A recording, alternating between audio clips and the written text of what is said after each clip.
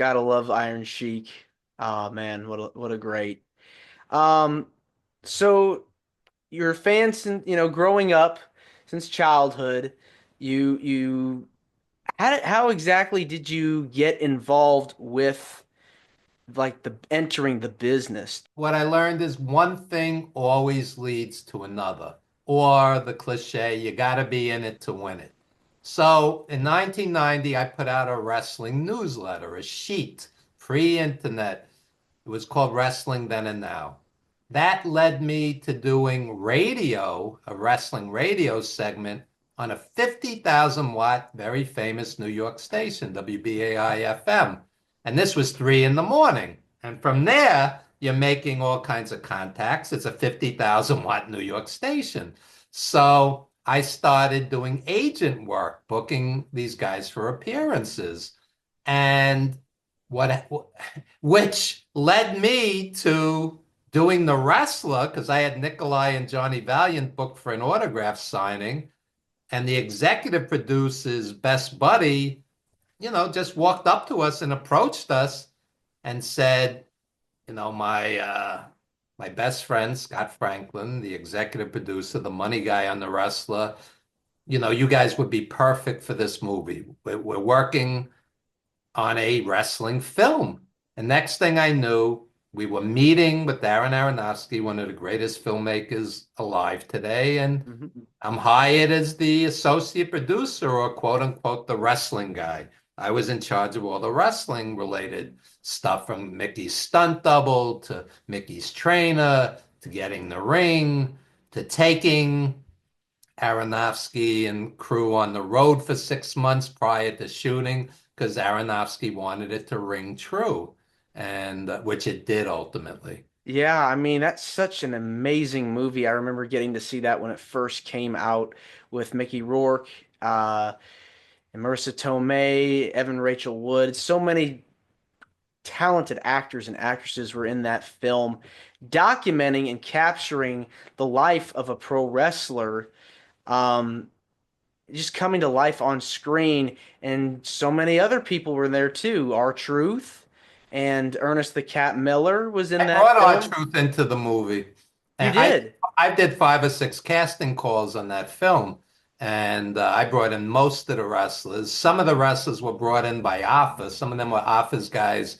Alpha ended up training Mickey.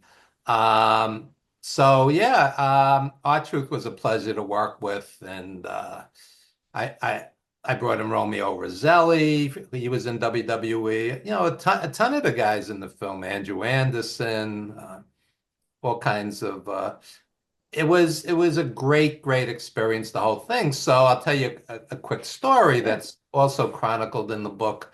I have a whole chapter on the making of The Wrestler, because a lot of these stories were never in print.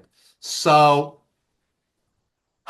I take Aronofsky to this convention in New Jersey, and along with Scott Franklin, along with the screenwriter Rob Siegel, other guys from the crew, and there's no fans there. There's like nobody Mm. there. And it's like the WWE Hall of Fame. There's Nikolai, Sheik, Tony Atlas, Lou Albano, Moolah, Mae Young. It's literally the WWE Hall of Fame, Johnny Valiant. There's nobody there. And Aronofsky, who was an 80s Hulkamania rock and wrestling era fan, he felt sad. He's a good guy. He's not. Aronofsky's mom was a New York City school teacher. He was a regular guy with a dream, not a rich kid. So anyway, so Aronofsky keeps going, Evan, where is everybody? Where are the fans? He didn't understand that sometimes it's like this. And the Iron Sheik's head was down on the table asleep. That's how sad this convention was. Next thing I know, and because I was helping with the wrestling end of the scripts, I wasn't writing it. I was, you know, telling the screenwriter this Yeah, rings true, this you're doesn't. trying to give him like, you know, basically implying this is what happens in the ring. This is what happens in professional Yeah, for wrestling. example, I'll give you an example. In the original version of the script, Randy the Ram's blading himself and everybody's watching. And I said to the writer, nobody would be watching. It would be just another day at the office. Nobody would care.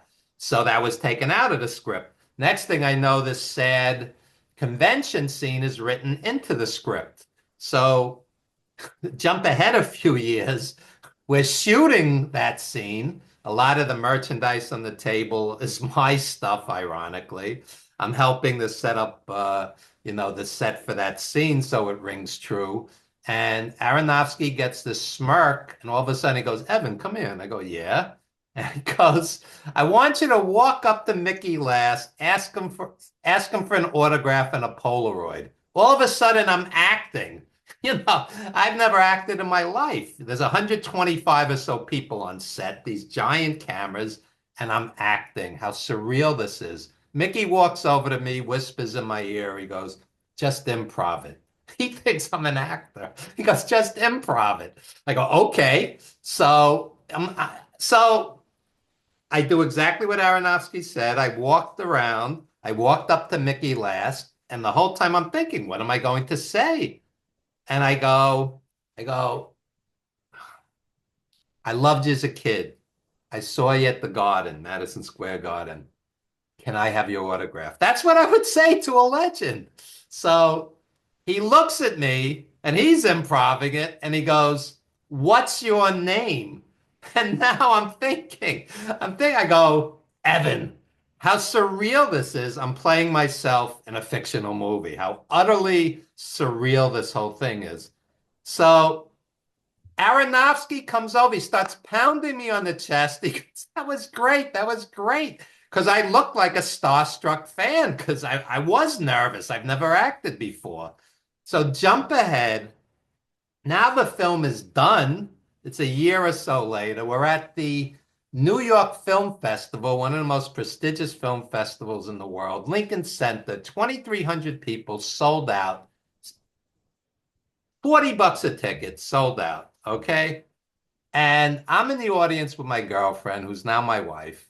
She's looking at the scene comes on. I don't know if I made the final cut. I'm not the editor on this film. I'm not Aronofsky. So I'm watching, and all of a sudden, there I am. And my girlfriend, who's now my wife, goes, she's looking at the screen. She's looking at me. She goes, that's you. That's you. How surreal this whole thing was, and how incredible the whole experience was.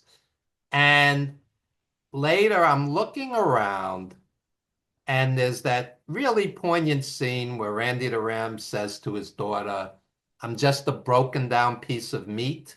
And I look around me, and everybody's crying. Everybody's crying. And we had worked off and on for 7 years on this, off and on, 7 years from the time I met them to the time we shot it. And I knew right there, I knew, wow, this works. You can't fake crying. This works. And the movie ends. We get a spontaneous standing ovation. Walk outside, this paparazzi. They're taking, my picture. I'm like, this is really the best night of my life, the best night, the best experience. And I really treasure it. And a friend of mine said to me, Aronofsky putting you in this film was his gift to you because that'll be there forever. That'll be there after we're all gone. And his performance is so iconic. He won the Golden Globe and he was nominated for the Oscar. People will be watching this 200 years from now. And the whole thing was just a beautiful experience. And I write several pieces on the making of this in my new book, Wrestling Rings, Blackboards and Movie Sets. Where did I get the title? Because over the years I juggled wrestling, teaching, and filmmaking. So Yeah, I mean that movie just has a lot of emotions in it, from the intro to the end of the film.